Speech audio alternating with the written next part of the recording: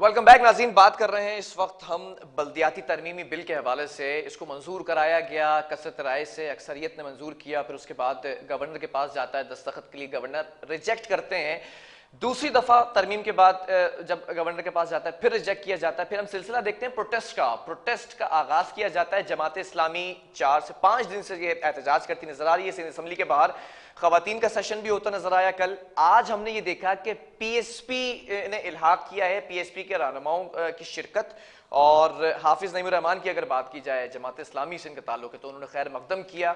अब इल्हाक करके ये प्रोटेस्ट किया जा रहा है और उसका एजेंडा यही है, नैरेटिव ये बताया जा रहा है कि इस वक्त पीपल्स पार्टी और साथ साथ पीटीआई दोनों को मलूज़ खातिर रखा गया है कि इस मुल्क के अंदर जो बिगाड़ पैदा किया गया है, तो एक तो करंट गवर्नमेंट जो फेडरल के अंदर है, और प्रोविंशियल अगर गवर्नमेंट की बात की जाए तो फिर उसमें पीपल्स पार्टी आती है, यानी कि सिंध हुकूमत की बात की जा रही है। फिर बल्दियाती तरमीमी एक्ट की अगर बात की जाए तो इसमें कुछ एतराज़ात उठाए गए कि यहाँ पर निचली सतह तक इख्तियारात मुंतकिल नहीं हुए हैं। इसी पर आज बात करेंगे। हमारे साथ दोनों मोअज़्ज़िज़ मेहमान ऑन कॉल मौजूद हैं। पीएसपी से डॉक्टर फौजिया हमीद साहब हमारे साथ मौजूद हैं और जमात इस्लामी से सैयद कुतुब अहमद साहब हमारे साथ मौजूद हैं। दोनों का बहुत शुक्रिया। लेकिन दोनों की तरफ सवाल करने से पहले मैं एक स्टेटमेंट दिखाना चाहूंगा। अमीर जमात इस्लामी कराची हाफिज नईमुर रहमान साहब का अहवाल कराची प्रोग्राम के अंदर रफीक अंसारी एंकर पर्सन मौजूद थे। उनसे क्या सवाल किया गया और उनका जवाब क्या था? पहला मरहला तो यह कि हम यहाँ बैठे हुए, ठीक है। अब तो इलेक्शन भी होगा तो यहीं से चलेगा।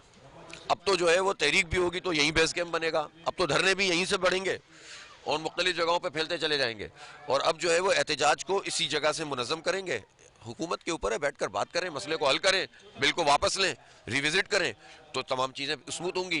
वो नहीं करेंगे तो हम बैठे हुए उठा के फेंक दें, जेलों में डाल दें। ये तो हमारे पुराने तरीके हम आजमाए हुए तजर्बे हैं हुकूमतों के। हम इंशाल्लाह उसको भी फेस करेंगे। लेकिन वही बात समझ लें कि अगर उन्होंने कोई गैर जमहूरी हथकंडा इस्तेमाल करने की कोशिश की तो फिर मामला यहाँ तक रुकेगा नहीं।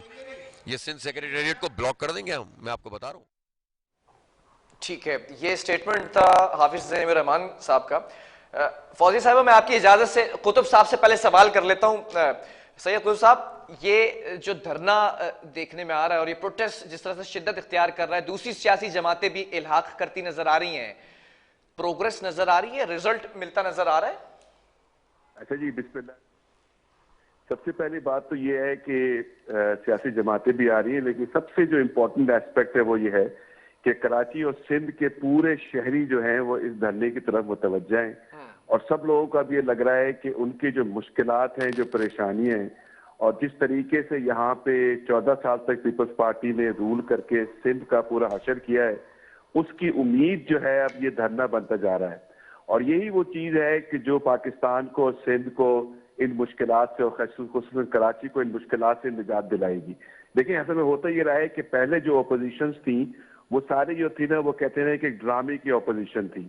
और अभी भी जो सिंध असेंबली में अपोजिशन है वो भी ड्रामे की अपोजिशन है। अच्छा। कि वहां पे वो एक तरफ जो है वो कहते हैं ड्राइंग रूम की पॉलिटिक्स करते हैं। जैसे हाफिज साहब आज कह रहे थे कि एनके पीपल पीटीआई से मिलती है, पीटीआई एनकेएम से मिलती है, वो दोनों एक दूसरे के दफ्तर जाते हैं और फिर वो खाने खाते हैं और प्रेस कॉन्फ्रेंस करते हैं। लेकिन एहतजाज करे बगैर और अपनी बात को बुलंद करे बगैर, हाँ, अगर हम अपने मसाइल को हल नहीं कर सकते, इसके अलावा कुछ चारा नहीं है हल करने का। आज हमने वेलकम किया है पीएसपी को कि वो हमारे पास आए थे और उनने हमारे साथ इज़हार यकजहती किया है। हम इस चीज को वेलकम करते हैं और हम समझते हैं कि इस वक्त पूरे सिंध और खुसूसन कराची के जितनी भी ऐसी पार्टीज हैं कि जो कि इस मसले की सिवियरिटी को समझते हैं और इस मसले को हल करना चाहते हैं, उनको यकजबान होना पड़ेगा। पीएसपी की एक खसूसियत तो ये है कि वो कम से कम गवर्नमेंट में नहीं है। तो हम ये समझते हैं कि इस वक्त खास तौर पर पूरे कराची की आवाम, और जैसे मैंने शुरू में कहा कि अब तो पूरे सिंध की आवाम इस धरने की तरफ मुतवज्जो से की। और आज जब बारिश हो रही थी और बारिश के अंदर मैं खुद वहां पे धरने में मौजूद था और सारे लोग धरने में मौजूद थे, मैं आपको बताता हूं कि लोगों का जज्बा एक अजीब किस्म का जज्बा था। शदीद ठंड के अंदर और शदीद बारिश के अंदर सब लोग मौजूद थे और बच्चे भी मौजूद थे, बूढ़े भी मौजूद थे वहां पे। और कोई शख्स भी 1 इंच पीछे हटने को तैयार नहीं था। यही वो जज्बा है जो मेरे ख्याल से कराची को, जी बिल्कुल। सर्द मौसम के अंदर पीएसपी ने भी आपके साथ इलाक किया है। डॉक्टर फौजिया, जानना चाहूंगा, 4 रोज गुजर चुके थे धरने को, उसके बाद आज अचानक से जो पीएसपी ने इल्हाक किया है और कहा जा रहा है कि मुस्तफा कमाल की हिदायत पर ज्वाइनिंग दी गई है, कोई स्ट्रैटेजी प्लान की गई थी क्या? औज़ुबिल्लाहिमिनश्शैतानिर्रजीम, बिस्मिल्लाहिर्रहमानिर्रहीम। बहुत शुक्रिया बिलाल प्रोग्राम में मदऊ करने का। देखिए, जो जमात इस्लामी का जो धरना जारी था, हम लोग जो पीएससी की तरफ से, आपको पता है कि मुस्तफा कमाल साहब ये बहुत अच्छे से ये बात कह रहे थे कि आइन जो है वो बल्दियाती इदारों को एम्पावर करे और उसको जो है आइनी तहफ़्फ़ुज़ दे। और ये ऐसे ही होगा अगर हम 140A की तशरीह नहीं करेंगे आइन में, तो आने वाली कोई भी हुकूमत अपनी पसंद की तशरीह कर देगी, जो कि पीपल्स पार्टी ने ये कर दिया है। अब मसला ये है कि हम तो इल्हाक किसी भी पार्टी के साथ करने को तैयार हैं जो कि अवाम की बात कर रहे हैं, जो कि अवाम के हकूक की बात कर रहे हैं। जहाँ तक कि ये बल्दियाती इलेक्शन, ये जो है बिल का ताल्लुक है, देखिए इसमें बहुत सी चीजें हैं और ये जितनी भी पॉलिटिकल पार्टीज हैं जो कि इस वक्त हुकूमत में हैं, वो या तो वो सूबे में हुकूमत में या जो वफाक में हुकूमत में है, उनको ये सूट ही नहीं करता कि बल्दियाती इदारों को एम्पावर कर दिया जाए। ये उनको सूट नहीं करता, जिसकी वजह से आपने देखा माजी में भी 6-6 साल तक जो है वो बल्दियाती इलेक्शन भी नहीं होते, एडमिनिस्ट्रेटर से जो है काम चला रहे होते हैं। तो हम ये समझते हैं कि ये बहुत जरूरी है कि आइन जो है ना, इस आइन इसको तहफ़्फ़ुज़ दे दे बल्दियाती इदारों को।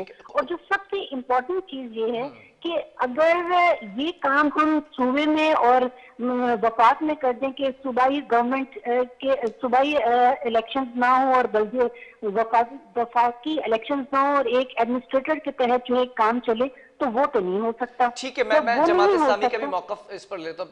कुतुब साहब, क्या स्ट्रैटेजिक प्लान है, अगला लाएअमल क्या है? क्योंकि धरना दिए बैठे हैं आप लोग, सर्द मौसम है, मौसम रूठा हुआ दिखाई दे रहा है, उसके बावजूद भी आप लोग बैठे हुए और फिर हाफिज नईम कहते हैं कि भाई कुछ लेकर ही उठेंगे, ऐसे नहीं उठेंगे। अगला कोई लाएअमल है जो वाज़ेह करना चाहेंगे यहाँ पे? देखिए जी, लाएअमल तो सिंपल ये है कि हम पूरे कराची के अवाम को इकट्ठा कर रहे हैं और अल्हम्दुलिल्लाह जिस तरीके से लोग हमारे इस धरने में शिरकत करते चले जा रहे हैं, और आज माइनॉरिटी के एक बहुत बड़ी तादाद भी हमारे धरने में मौजूद थी और जिसने हमारे साथ जो है इज़हार यकजहती भी किया और उन्होंने इस बात का ऐलान भी किया कि हम हर किस्म के हालात में जमात इस्लामी के साथ हैं। कल को जो है आप लियारी के इलाकों से फुटबॉल की टीम से आई थी और वहां पे वो फुटबॉल की टीम्स ने आके फुटबॉल के मैच खेले धरने के अंदर। ये वो चीज है कि जो वाकई में पूरे पाकिस्तान को और सिंध के लोगों को इकट्ठा कर रही है। आप मुझे यकीन करें कि लेआउट तो बनाया होगा ना कि बिल के अंदर क्या तरमीम होनी चाहिए। मैं उस तरफ आ रहा हूँ। देखिए, सिर्फ बात ये है कि कल ठट्टा से भी लोग आए हुए थे और उन्होंने भी हमारे साथ देखिए लेआउट और सिंपल प्लान ये है कि हम ये बिल को तरमीम करे बगैर यहाँ से उठने वाले नहीं है। चाहे हमें पूरा हम देखें, हमने तरमीम तो सिंपल से बात की है। तरमीम ये की है कि जितने मेजर अथॉरिटीज हैं, जिसमें केडीए भी शामिल है, जिसमें एजुकेशन भी शामिल है, जिसमें हेल्थ भी शामिल है, वो सारे के सारे, और जो फाइनेंशियल पावर्स के साथ वो सब के सब जो है ना वो मेयर के अंडर होने चाहिए और mayor should be responsible for this. जैसे कल भी मैंने आपके प्रोग्राम में ये बात कही थी कि नॉर्मली जो बड़े शहर होते हैं पूरी दुनिया के अंदर, उनकी जो सिटी की जो होती काउंसिल होती है उसको सिटी गवर्नमेंट कहा करते हैं और गवर्नमेंट में वो होती है जिसके बाद फाइनेंशियल पावर्स भी होते हैं और एग्जीक्यूशन पावर्स भी होते हैं और तमाम इदारे जो हैं उस सिटी के जो है वो उसके मातहत होते हैं। यही डिवोल्यूशन ऑफ पावर का की लॉजिक है, ये डिवोल्यूशन ऑफ पावर का कॉन्सेप्ट है कि जिस तरीके जो 18वीं तरमीम की पीपल्स पार्टी भी बात करती है, तो वही उसी कॉन्सेप्ट के बेसिस पे हम भी समझते हैं कि सूबों को इसको इख्तियार देना चाहिए ताकि जो गवर्नमेंट बनेगी it's for the people and from the people. इसी चीज को हमें लेके आगे चलना है और इसमें जो इसकी जो आप लोग हमेशा पूछते हैं कि इसकी इम्प्रूवमेंट क्या है और क्या इसका हम फ्यूचर देख ठीक है रहे गुल हैं। साहब, मैं आपके इत्तेहादियों से भी सवाल कर लेता हूँ। डॉक्टर फौजिया, जितनी तरामीम का जिक्र किया जा रहा है, एक प्लेटफॉर्म पर है, मुत्तफिक हैं, क्योंकि मुस्तफा कमाल टाउन का निजाम संभाल चुके हैं और उसी तरह इस बिल के अंदर भी टाउन का निजाम लाने की बात की गई, यूसीज लेवल के ऊपर बात की गई, तो फिर इसमें कॉन्फ्लिक्ट कहाँ आ रहा है? देखिए, ये जो मेरे भाई ने बात की है, मैं इनकी बात से मुत्तफिक हूँ। ये बिल्कुल ठीक बात कर रहे हैं। देखिए, हमारी जो मौक़िफ़ है वो, हम तो सिर्फ 3 पॉइंट एजेंडा पे काम कर रहे हैं। नंबर 1 के 140A, जो आर्टिकल 140A है, उसकी तशरीह की जाए और उसमें मेयर और डिप्टी मेयर के जो और जितने भी ये वो है, क्या कहते हैं उनको, बलदियाती इदारों के जितने भी लोग हैं, उन तमाम को तहफ़्फ़ुज़ दिया जाए, आईनी तहफ़्फ़ुज़ दिया जाए, उनके आइन में उनके इख्तियारात को लिख दिया जाए, ताकि कोई भी आके फिर अपनी पसंद की जो है तशरीह ना करे। नंबर 1।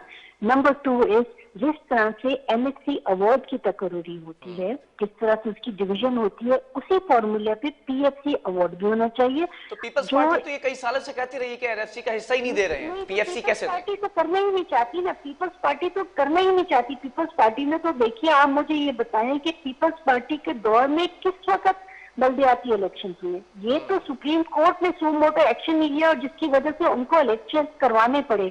अभी उन्होंने क्या किया, अपनी ही पार्टी का जो है वो एडमिनिस्ट्रेटर लगा दिए और वो जो सारी मशीनरी, गवर्नमेंट की मशीनरी इस्तेमाल कर रहे हैं और उसके बाद जो है वो पूरा का पूरा इलेक्शन जो है वो मैनेज करने के चक्कर में है। देखिए बिलाल साहब, पाकिस्तान को बचाने का एक वाहिद हल ये है कि हम एक आम आदमी को एम्पावर कर दें। ठीक है, वक्त कम रह गया, मैं आखिरी एक मसला हल नहीं। ठीक है, मैं आखिरी कमेंट भी ले लूं कुतुब साहब। अगर कोई लाएअमल वाजे होता है और उसके बाद फिर रिजल्ट नहीं आता, नेगेटिव रिजल्ट आता है, तो क्या फिर इलेक्शंस के अंदर इन्हीं इख्तियार के साथ हिस्सा लेगी जमात इस्लामी? देखिए जी, पहली बात तो ये है कि हम पूरे कराची के और पूरे सिंध के लोगों को इकट्ठा कर रहे हैं। ठीक है। और जब लोग इकट्ठे होते हैं तो अगर यहाँ पे धरना खत्म करने की कोशिश की गई तो हर गली के अंदर धरना होगा और हर रोड के ऊपर धरना होगा।